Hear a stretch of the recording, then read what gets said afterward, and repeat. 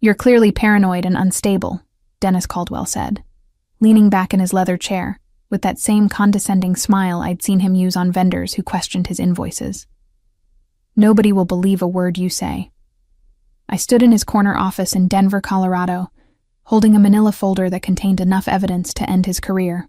The late afternoon sun cast long shadows across his mahogany desk, and I could hear the distant hum of our accounting department wrapping up another day at Gravora Group, the mid-sized manufacturing company where I'd spent the last 12 years of my life. "Dennis, the numbers don't lie," I said quietly, my voice steady despite the adrenaline coursing through my veins. "The pension fund is missing $200,000, and every withdrawal traces back to your authorization codes." His laugh was sharp and dismissive. "Monica, you've been under a lot of stress lately. Maybe you should take some time off, get your head straight." The patronizing tone made my jaw clench. I was 46 years old, had managed payroll and employee benefits with zero discrepancies for over a decade, and he was treating me like an hysterical child. But something in his eyes told me this conversation was about to take a very different turn than I'd hoped. "I've triple-checked everything," I continued, opening the folder to show him the printed spreadsheets. The quarterly audit flagged these transactions, and when I dug deeper— "When you what?" Dennis stood abruptly, his face flushing red. "You went digging through confidential financial records without authorization? That's a serious violation of company policy, Monica." My heart started racing, but not from fear, from anger. This man had been stealing from our employees' retirement funds, money that belonged to people like Janet in shipping, who was 3 years from retirement, or Carlos in maintenance, who'd been faithfully contributing for 8 years. And he had the audacity to turn this around on me. "Those records are part of my job responsibilities," I said, keeping my voice level. "Managing the pension fund distributions falls under—" "Not anymore, it doesn't." Dennis picked up his phone. "Security? Yes, I need an escort to human resources. We have a terminated employee who needs to be walked out immediately." The word "terminated" hit me like a physical blow. In all my years at Gravora Group, I'd never even received a written warning. My performance reviews were consistently excellent. I'd caught a major payroll error 2 years ago that saved the company $50,000. And now, because I'd discovered his theft, I was being fired. But as I watched Dennis hang up the phone with a satisfied smirk, I realized something important. He'd just made a catastrophic mistake. 20 minutes later, I was clearing out my desk, while a stone-faced security guard watched my every move. The entire accounting department had gone silent, their eyes following me as I packed 12 years of my professional life into a cardboard box. Dennis had announced to everyone that I was being let go for performance issues and violation of confidentiality protocols, painting me as an untrustworthy employee who'd overstepped her bounds. I could see the confusion in my colleagues' faces. Jennifer, my closest work friend, kept glancing between me and Dennis's office with obvious bewilderment. We'd had lunch together just yesterday, and I'd seemed perfectly fine. Janet from shipping even walked over to ask if I needed anything, her weathered hands patting my shoulder gently. "I'm okay," I told her softly, though my hands were shaking slightly as I packed my personal items. "Just take care of yourself, Janet. Make sure you keep track of your pension statements, all right?" She nodded, not understanding the deeper meaning behind my words, but something in my tone made her promise she would. What Dennis didn't know, what nobody in that office knew, was that I'd been preparing for this possibility since the moment I'd first spotted the discrepancies 3 weeks ago. My background wasn't just in accounting. I'd spent 5 years volunteering with the Colorado Financial Ethics Advisory Board, helping small businesses implement proper oversight procedures. Through that work, I developed relationships with forensic accountants and federal regulators who specialized in pension fraud cases. More importantly, I'd learned to think like an investigator. The manila folder Dennis had dismissed so confidently was just a fraction of what I'd uncovered. The real evidence was stored on an encrypted drive that I'd been building methodically for weeks. Every suspicious transaction, every forged authorization, every attempt to cover his tracks. It was all documented, cross-referenced, and backed up in multiple secure locations. As I walked toward the elevator with my box of belongings, Dennis emerged from his office, probably wanting to make sure I actually left the building. He caught my eye and gave me that same condescending smile. "Monica," he called out, loud enough for half the office to hear. "I hope you understand this is for the best. Sometimes people just aren't cut out for positions of responsibility." I stopped walking and turned to face him. Every eye in the department was on us now, and I could feel the weight of their attention. For a moment, I considered telling everyone exactly what kind of man they were working for. But I had a better plan. "You're absolutely right, Dennis," I said with a smile that didn't reach my eyes.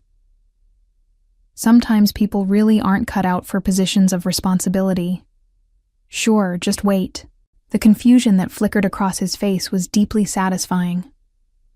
That evening, I sat in my home office in my modest ranch house on the outskirts of Denver, staring at the cardboard box from my old job while I made the most important phone call of my professional life. The encrypted drive sat next to my laptop, containing enough evidence to potentially send Dennis to federal prison. "Patricia, it's Monica Delgado," I said when the forensic accountant answered. Patricia Wong and I had worked together on 3 different cases during my time with the ethics board, and I trusted her expertise implicitly. "I need to discuss a pension fraud case that's going to require federal involvement." "How bad are we talking?" Patricia's voice was all business, which I appreciated. $200,000 stolen from employee retirement funds over the past 18 months, possibly more, I said, pulling up the detailed spreadsheets on my laptop screen. The perpetrator is the chief financial officer of a mid-sized manufacturing company, and he terminated my employment today when I confronted him about it. The silence on the other end told me Patricia understood the gravity of the situation. "Monica, you know I have to ask.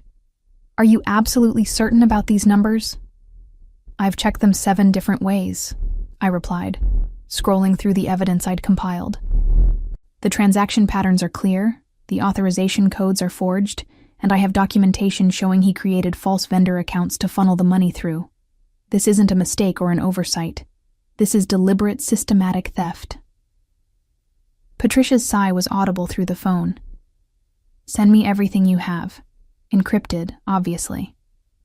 And Monica, don't talk to anyone else about this until we've had a chance to review the evidence.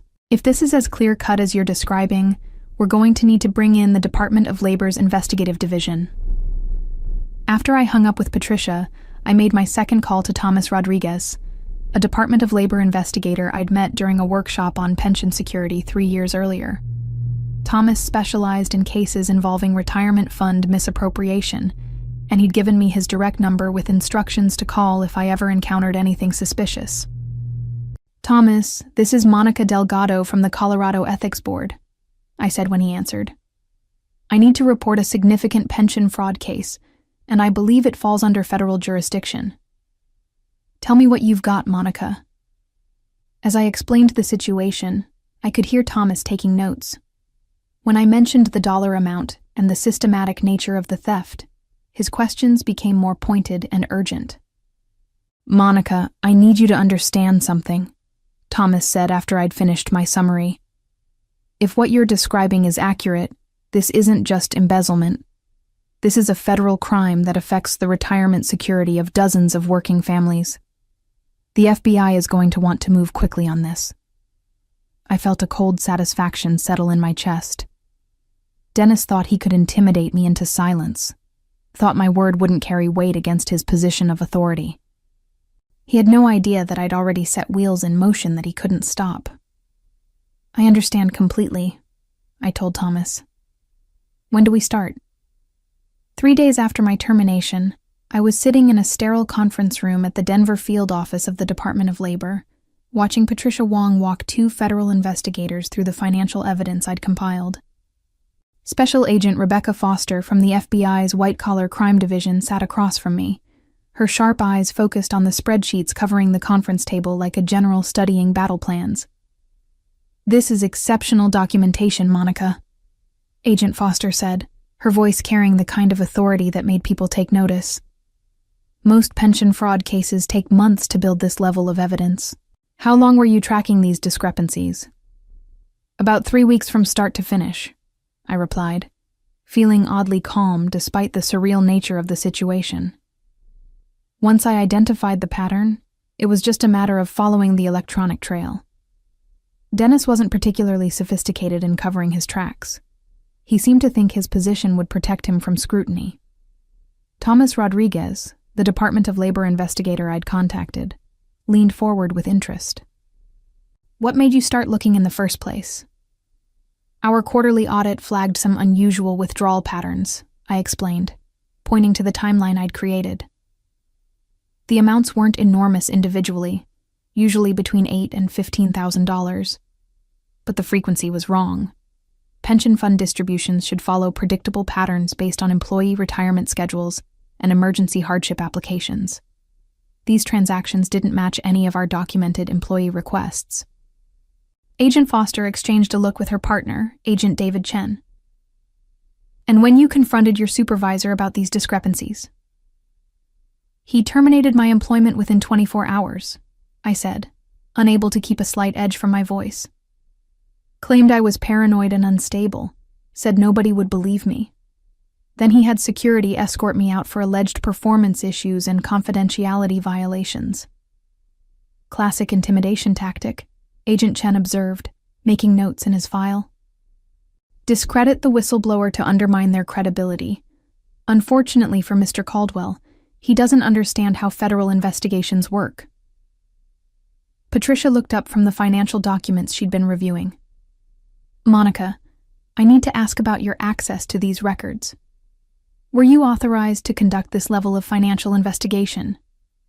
"Absolutely," I said firmly. "Managing pension fund distributions was part of my core job responsibilities. I had full administrative access to the retirement account systems, and conducting quarterly audits was literally in my job description." Dennis tried to frame it as unauthorized access, but every search and every download was within my legitimate work scope. Agent Foster nodded approvingly. "That's crucial for the integrity of the evidence. And you said you have documentation showing false vendor accounts?" I pulled out another folder from my briefcase. "Dennis created 4 different shell companies with similar names to legitimate vendors we work with regularly. Goldthorn Manufacturing became Goldthorn Industries. Nexora Labs became Nexora Solutions. He was counting on the similarity to avoid detection during routine payment processing." "How much money total?" Agent Chen asked. "From what I could trace, approximately $230,000 over 18 months, I said. "But I suspect it goes back further. Dennis has been the CFO for 3 years, and I only had access to review records going back 2 years due to our document retention policies." Agent Foster stood and walked to the window, her expression thoughtful. "Monica, I want you to understand that once we move forward with this investigation, Dennis Caldwell is going to know exactly who provided the evidence against him. Are you prepared for the possibility of retaliation?" I thought about Janet from shipping, counting on her pension for retirement in 3 years. I thought about Carlos in maintenance, faithfully contributing to a fund that Dennis was treating like his personal bank account. I thought about all the employees at Gravora Group who trusted that their futures were secure. "Agent Foster," I said, meeting her gaze steadily. "Dennis Caldwell already fired me for doing my job. What more can he do to me?" 1 week later, I was consulting with the FBI's Financial Crimes Unit when my phone buzzed with a text message that made my blood run cold. It was from Jennifer, my former colleague in the accounting department. "Monica, Dennis is telling everyone you stole money and they fired you for embezzlement. He's saying you created false documents to frame him. Some people are starting to believe it." Agent Foster noticed my expression change immediately. "What is it?" I showed her the message, watching her jaw tighten as she read. "He's trying to flip the narrative," she said grimly. "Classic deflection strategy. Accuse the accuser before they can gather support." "Can he do that?" I asked, feeling a surge of panic. Can he just lie about what happened and make people believe it? He can try, Agent Foster replied. But he's making another critical mistake. Every false statement he makes about you or this case is additional evidence of his consciousness of guilt. We're going to document everything. Over the next few days, the situation at Gravora Group deteriorated rapidly. Jennifer kept me updated through careful text messages, describing how Dennis had called an all-hands meeting to address rumors and misinformation about the company's financial management. He'd painted me as a disgruntled employee who'd fabricated evidence after being rightfully terminated for poor performance. But Dennis had underestimated something crucial: my reputation among my former colleagues. Most people aren't buying it, Jennifer texted me on Thursday evening. Janet from shipping asked pointed questions about the pension fund during the meeting. Carlos from maintenance said he wants to review his account statements. People remember how careful and honest you've always been. The real turning point came when Dennis made his most serious error yet. According to Jennifer, he'd announced that the company would be switching to a new pension fund management system to prevent unauthorized access to employee accounts. He was essentially admitting that unauthorized access had occurred while simultaneously claiming I was the one responsible for it. He's trying to plug holes in a dam that's already breaking, Agent Foster explained when I shared this information. The new system announcement is evidence that he knows there are vulnerabilities in the current system, vulnerabilities he created to facilitate his theft.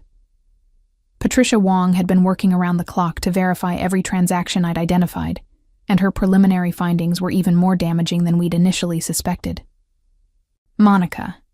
He wasn't just stealing pension contributions, she told me during a conference call with the federal team. He was also skimming from the company's matching contributions. The total theft is approaching $300,000. That changes the federal sentencing guidelines significantly, Agent Chen noted. We're now looking at potential charges under multiple statutes, including mail fraud, wire fraud, and violation of the Employee Retirement Income Security Act. But the most shocking discovery came when Patricia traced the money Dennis had stolen. Instead of finding evidence of gambling debts or personal financial problems, she uncovered something much more calculated. He wasn't spending this money on lifestyle expenses, Patricia explained, showing us bank records the FBI had obtained through court orders. He was investing it: stock purchases, cryptocurrency, real estate speculation. He was treating the pension fund like his personal investment portfolio. The cold calculation of it made my stomach turn. This wasn't desperation or addiction. It was pure greed. Dennis had systematically stolen from hardworking employees because he thought he could generate higher returns than the pension fund's conservative investment strategy. Agent Foster, I said, looking at the evidence spread across the conference table. When are you planning to move on this? She checked her watch. The warrants are being finalized now. We'll execute them tomorrow morning at 9 a.m., right when Dennis arrives at the office. I felt a dark satisfaction building in my chest. In less than 12 hours, Dennis Caldwell was about to have the worst day of his professional life. The morning of the raid, I wasn't at Gravora Group, but I didn't need to be. Agent Foster had arranged for me to monitor the operation from the FBI field office, where I could watch through live video feeds from the agent's body cameras and provide real-time guidance about the company's financial systems and document locations. At exactly 9 a.m., I watched on multiple screens as 12 federal agents in dark suits walked through the main entrance of Gravora Group. The receptionist's shocked expression was clearly visible as Agent Foster presented the sealed warrant to search the premises and seize financial records. "Where is Dennis Caldwell's office?" Agent Foster asked the receptionist, who pointed toward the corner office with a trembling hand. Through Agent Chen's body camera, I watched them approach Dennis's office. He was just settling in with his morning coffee, probably planning another day of covering up his crimes and spreading lies about me. When he looked up and saw the federal agents, his face went from confusion to recognition to absolute terror in the span of about 3 seconds. "Dennis Caldwell?" Agent Foster's voice was calm and professional. "I'm Special Agent Foster with the FBI. We have a warrant to search these premises in connection with an investigation into pension fund fraud." Dennis's coffee cup slipped from his hands, splashing across his mahogany desk and soaking the same financial reports he'd been reviewing when I confronted him 2 weeks earlier. The irony wasn't lost on me. "There must be some mistake," Dennis stammered, his voice higher than usual. "I don't know anything about pension fund fraud. This is about Monica Delgado, isn't it? I told you she was unstable. She fabricated evidence to get revenge after we fired her." Agent Chen stepped forward with the warrant paperwork. "Mr. Caldwell, you have the right to remain silent, but we need you to step away from your computer and allow our forensic team to secure your electronic devices." Through the video feed, I watched Dennis's face cycle through emotions I'd never seen from him before. Panic, desperate calculation, and finally, defeated recognition that his carefully constructed lies were collapsing around him. The search of his office revealed even more evidence than we'd expected. In addition to seizing his computer and financial files, the agents found handwritten notes detailing his shell company scheme, including passwords and account numbers he'd apparently been too arrogant to properly hide. But the moment that satisfied me most came when Agent Foster asked Dennis about the missing pension funds directly. "Mr. Caldwell, can you explain why employee pension contributions totaling approximately $300,000 were transferred to accounts under your control?" Dennis's response was exactly what I'd expected from him. "That's impossible. The pension fund is completely secure. Monica Delgado had unauthorized access to those systems, and she must have manipulated the records to make it look like I was involved." Agent Foster's expression didn't change, but I could hear the satisfaction in her voice when she replied, "Mr. Caldwell, we have independent forensic confirmation of these transactions from the bank's own records.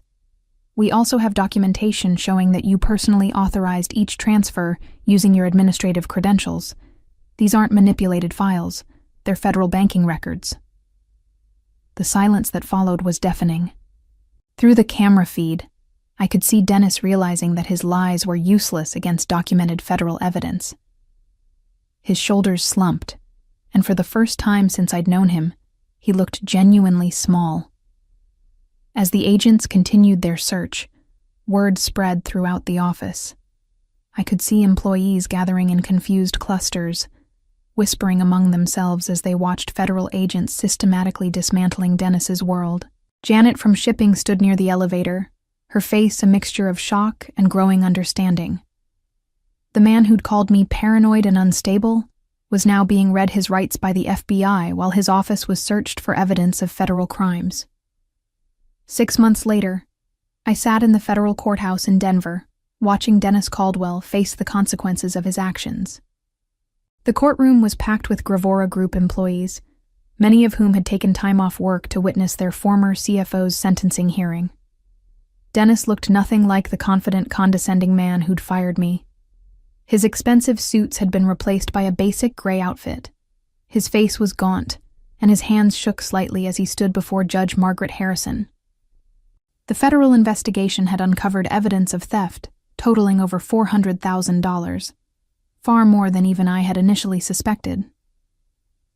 "Mr. Caldwell," Judge Harrison said, her voice carrying the weight of federal authority, "you systematically stole from the retirement accounts of dozens of hardworking employees over a period of nearly 3 years. You violated the trust placed in you as a fiduciary, and when confronted with evidence of your crimes, you attempted to destroy the reputation and livelihood of the person who uncovered your theft." I watched Dennis's face as the judge continued, feeling a cold satisfaction as each word landed like a physical blow. "Your actions demonstrate a calculated disregard for the financial security of others, and a willingness to victimize those who depend on their pension benefits for basic survival. The court sentences you to 42 months in federal prison, followed by 3 years of supervised probation. You are also ordered to pay full restitution to the affected pension fund, plus penalties and interest." As the bailiff led Dennis away in handcuffs, he turned one last time to scan the courtroom. His eyes found mine across the packed gallery, and I saw the moment he truly understood what had happened to him. The paranoid, unstable woman he'd dismissed had systematically documented his crimes and delivered him to federal justice. I didn't smile. I didn't gloat. I simply met his gaze with the same steady calm I'd shown in his office that day and watched him disappear through the courthouse doors. The aftermath of Dennis's conviction brought changes I hadn't anticipated. Within a week of his sentencing, I received a call from the Department of Labor's Office of Inspector General, offering me a position as a senior investigator specializing in pension fraud cases. "Monica, your work on the Caldwell case was exceptional," explained Director Sarah Matthews during our phone interview. "We need investigators who understand both the technical aspects of financial crimes and the human impact of retirement security theft. Would you be interested in making this kind of work your full-time career?" The irony was profound. Dennis had fired me for doing my job too well, and now the federal government wanted to hire me for exactly the same skills he'd tried to silence.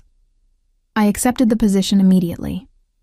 My first case as a federal investigator involved a construction company in Colorado Springs, where the owner had been diverting pension contributions to fund personal real estate investments. The pattern was remarkably similar to Dennis's crimes, but this time I approached it with federal authority and resources.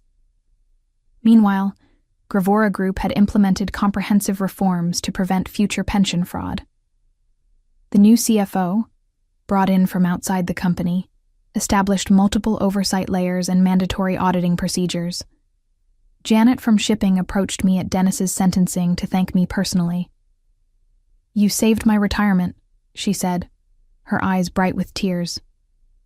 "I was 3 years away from retiring, and if he'd kept stealing, I don't know what I would have done." That conversation made everything worthwhile. The stress, the confrontation, the temporary unemployment, even Dennis's attempts to destroy my reputation. Every challenge I'd faced had led to this moment, protecting working families from financial predators. As I walked out of the courthouse that day, I realized Dennis had been right about one thing. Nobody would believe his word, not anymore, and not against federal evidence. As I settled into my new role as a federal investigator, I often reflected on the twisted path that had led me here, knowing that Dennis's attempt to silence me had only amplified my voice in ways he never could have imagined.